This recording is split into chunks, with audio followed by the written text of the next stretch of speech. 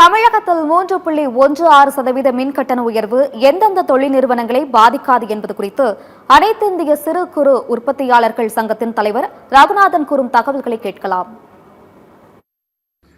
குறிப்பாக இதில் காண வேண்டியது என்னவென்றால், தமிழக அரசு இந்த ஒரு ஆண்டிற்கான கட்டண உயர்வை பயன்பாட்டாளர்களுக்கு விலக்காக கொடுக்க போகிறது.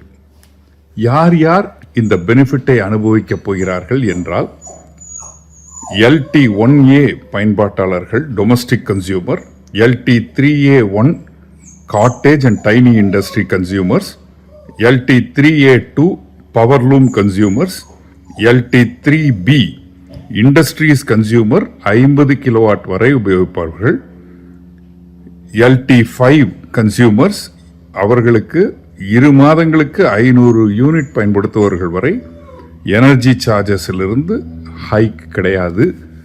இவர்கள் அனைவருக்குமே இந்த கட்டண உயர்வு எந்த பாதிப்பையும் ஏற்படுத்தாது.